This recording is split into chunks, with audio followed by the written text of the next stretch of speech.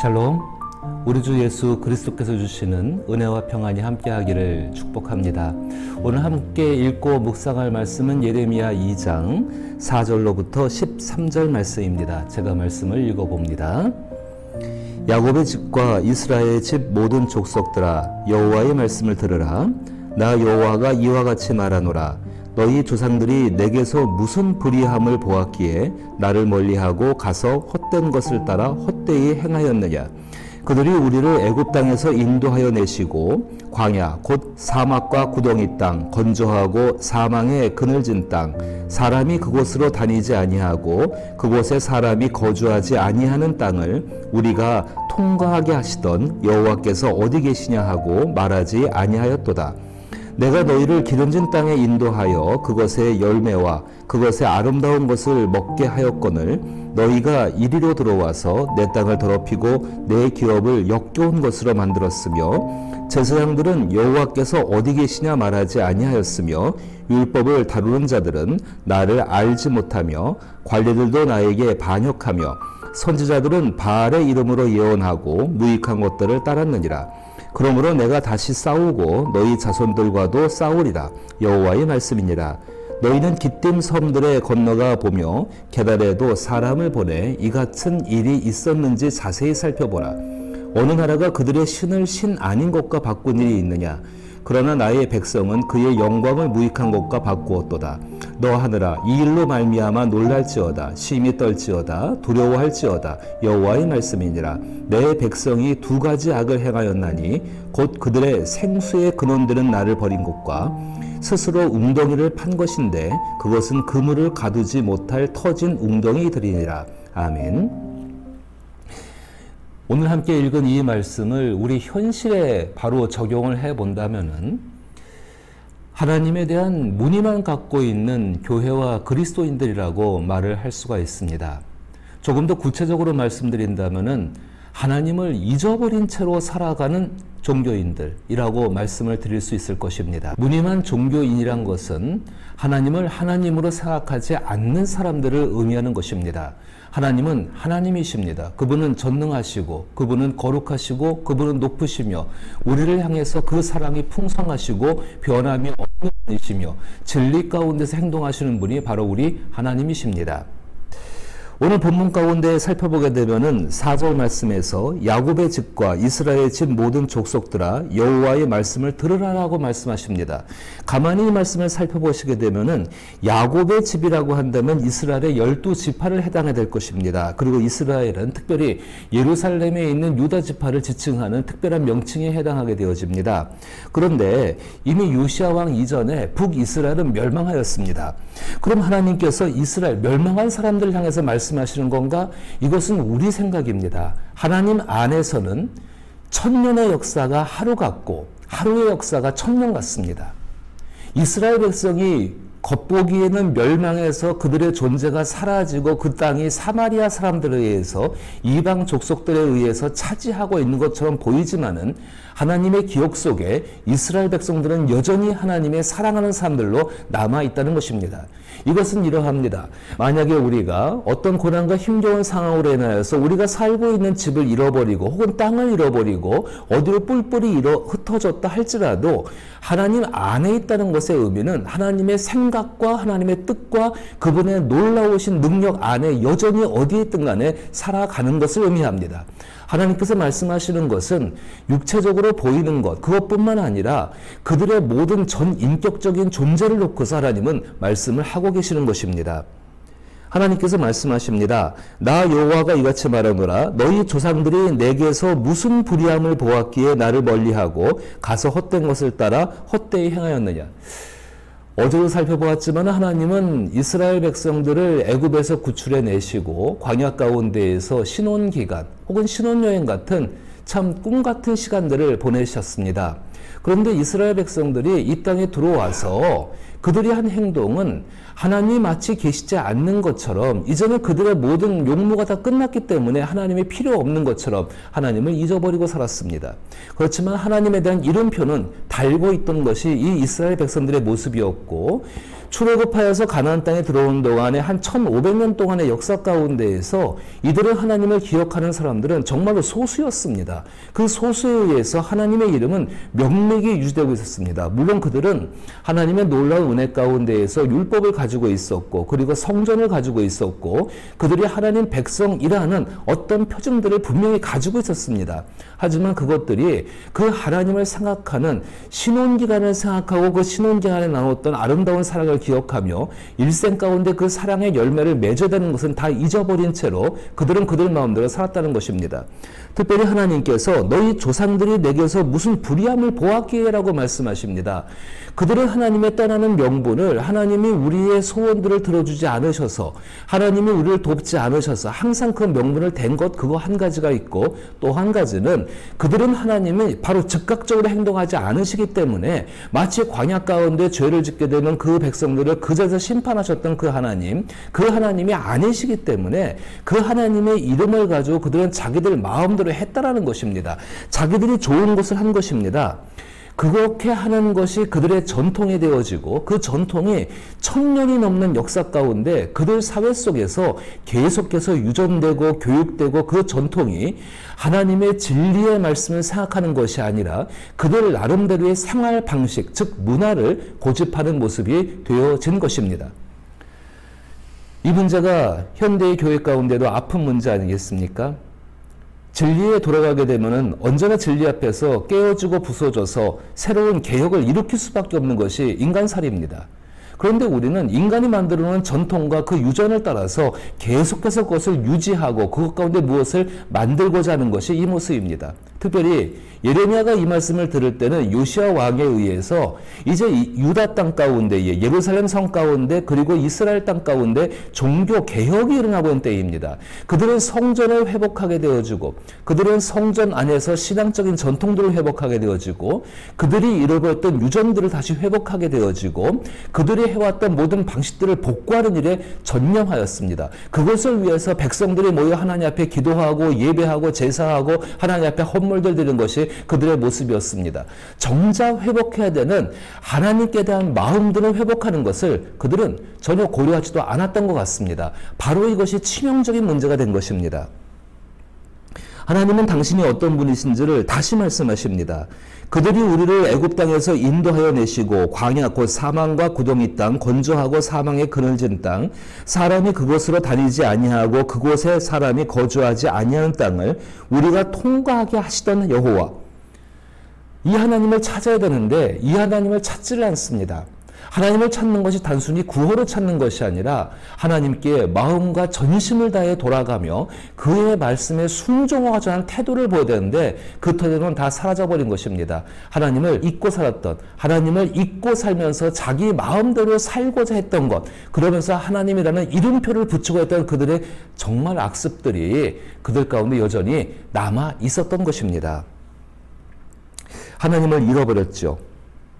하나님을 잃어버리고 하는 모든, 소위 그것이 신앙적인 활동이라 할지라도 그것은 악취가 나는 행동이 될 수밖에 없습니다. 인간의 선함이 하나님의 선함과 비교될 수 없는 것이고, 순수하고 순전한 영혼들이 원하는 것은 인간의 선함이 아니라 하나님의 선함을 원하고, 그 선함으로 말미암아 자기 자신도 그 하나님의 선함 가운데 변화되기를 원했던 것이 순수한 신앙인들의 모습 아니겠습니까? 하나님을 잊어버린 그 사회, 하나님을 잊어버린 교회, 하나님을 잊어버린 나라, 결국 그것은 하나님을 잃어버린 것입니다. 아무리 함께 있다고 할지라도, 아무리 함께 살아간다고 할지라도 전혀 그 사람에 대한 생각이 없고 그 사람을 잊고 살고 있다고 한다면은 그것은 사실상 없는 것과 마찬가지인 것입니다. 하나님은 계속 말씀하십니다. 내가 너희를 기름 준 땅에 인도하여 그것의 열매와 그것의 아름다운 것을 먹게 하였거늘 너희가 이리로 들어와서 내 땅을 더럽히고 내 기업을 역겨운 것으로 만들었느니라.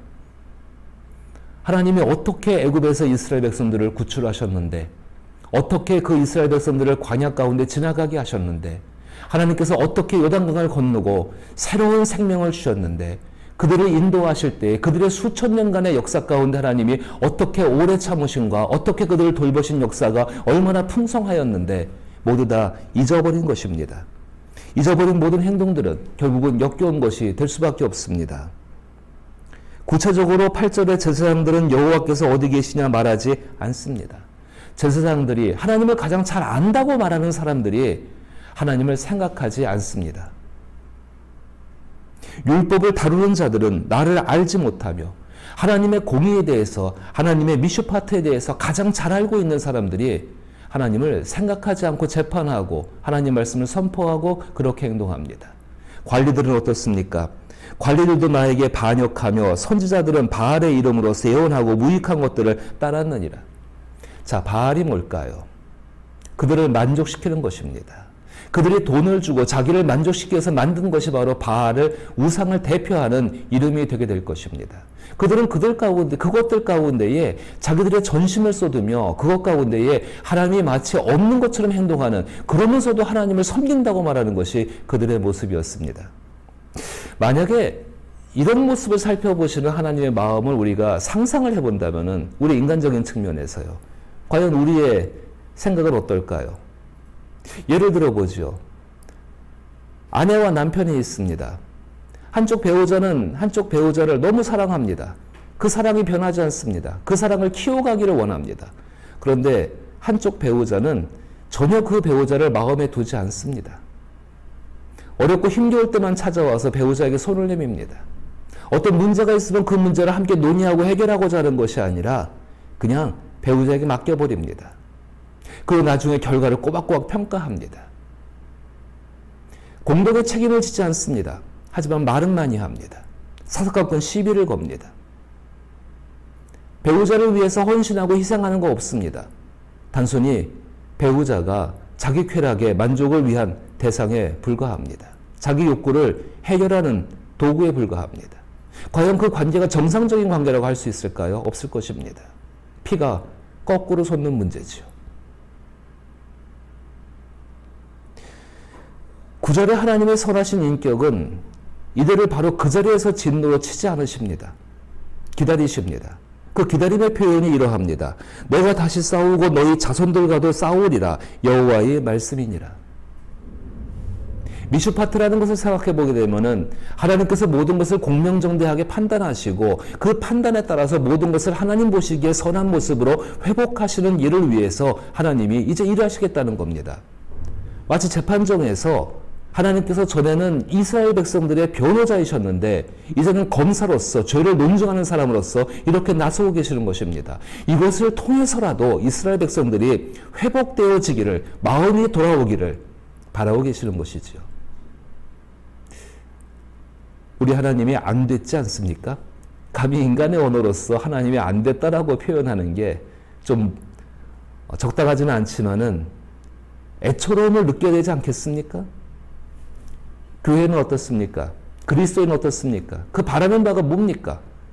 결국은 자기의 성취와 자기의 만족과 자기의 성공, 그저 끝까지 자기를 위해서 하는 것들, 또 그렇게 하는 것이 올바른 신앙생활이라고 잠언을 읽어 내려가면서 자기 삶에 유익한 것들을 쏙쏙 뽑아서 그것을 마치 가훈과 교훈으로 삼고 있고, 성경을 읽어 내려가면서 한 구절구절들에 대해서 그것이 마치 자기들에게 유익한 것처럼 생각하고 하나님이 그 말씀을 주신 마음들은 기억하지 않냐고. 아니, 하나님의 미슈파트, 하나님의 정말로 선하신 행위들, 하나님의 판단들, 그런 것들은 전혀 고려하지 않고 하나님이 없는 것처럼 그렇게 신앙생활하고 교회생활을 하는 것이, 또 그런 교회들의 모습이 우리의 모습이라면은 그 가운데 하나님은 애처로운 분임에 틀림없을 것입니다. 주께서 말씀하십니다. 너희는 기띔 섬들에 건너가 보며 게달에도 사람을 보내어 이 같은 일이 있었는지를 자세히 살펴보라. 정말로 저 섬 끝에 가서 우상들이 가득한 그 섬에 가서, 그 나라에 가서, 그 땅에 가서 물어보라는 것입니다. 그 땅에 어떤 사람들도 어느 나라가 그들의 신들을 신 아닌 것과 바꾼 일이 있었느냐. 그러나 나의 백성은 그의 영광을 무익한 것과 바꿨도다. 우상을 섬기는 사람들도 우상을 소중히 여길 줄 아는데 너희는 참신신 나 영광의 하나님, 그 하나님 하나님을 이렇게 하찮게 취급하고, 아니 너희 생각 속에 전혀 털끝만큼도 두지 않는다고 하니 이게 무슨 일이냐고, 하늘이 놀라고 땅이 놀랄 일이라고 하나님이 말씀하고 계시는 것입니다. 이제 심각하게 13절 말씀을 읽습니다. 내 백성이 두 가지 악을 행하였나니 곧 그들이 생수의 근원되는 나를 버린 것과 스스로 웅덩이를 판 것인데 그것은 그물을 가두지 못할 터질 웅덩이들이니라. 생수의 근원은 하나님이십니다. 그 생수의 근원 가운데 그들은 하나님께 나와서 생수를 얼마든지 얻을 수 있습니다. 돈 없이 값없이 얻을 수 있습니다. 그런데 그들은 굳이 자기들의 생각을 따라서, 자기들의 만족과 자기들의 유행과 문화를 따라서 그들의 웅덩이를 만듭니다. 그 웅덩이를 만들어서 좀 만족한 물을 마시면 그나마 좀 나을 텐데 그 물에서 나오는 것은 흙탕물이고 썩은 물이고 구정물이 나옵니다. 그나마 그 물조차도 거기에 가두지 못하고 담아두지 못하고 그들은 목마르니까는 하나님께 물을 달라고 이야기합니다. 어디 앞에서요? 터진 웅덩이, 썩은 물이 나오는 그 웅덩이 앞에서. 그것이 그들의 전통이 되었고 그들의 종교 방식이 되었고 그들의 일반적인 하나님과 함께 살아가는 모습이 그 모습이 된 것입니다. 이제 교회는 어떠할까요? 생수의 근원 되시는 그리스도 예수가 우리와 함께 하십니다. 생명의 근원 되시는 성령께서 예수의 놀라우신 생명수를 우리 가운데 주고 계십니다. 그런데 우리의 마음은 어디가 있습니까? 가슴에 십자가를 붙이고 있으면 그리스도인입니까? 교회에 십자가 상징을 세우고 있으면 교회입니까? 교회에 예수의 형상을 세워놓고 그것을 인형 취급하고 있다면 그걸 교회라고 말할 수 있습니까? 아닙니다. 그의 마음에서 우리가 바라는 성공과 성장과 성전의 문제가 아니라 하나님의 인격으로 인해 지어지는 그 집 안에서 하나님의 마음을 배우고 그 마음 속에서 나의 삶과 나의 인격이 하나님 앞에 바뀌어갈 때에 하나님의 것으로 변화되어져 갈 때에 이미 우리 가운데 있는 결코 목마르지 않게 하는 그 생수의 강이 우리 가운데 넘쳐 흐를 줄로 믿습니다. 이 시대가 악한 이유가 바로 거기 있습니다. 그리스도 예수가 모든 교회에 계시다고 말합니다. 그런데 그리스도 예수가 교회 안에서 존중받지를 못합니다. 하나님 말씀이 생명이라 고백합니다. 하지만 하나님 말씀을 하나님 말씀으로 받아들이질 않습니다. 하나님은 전능하다고 말씀합니다.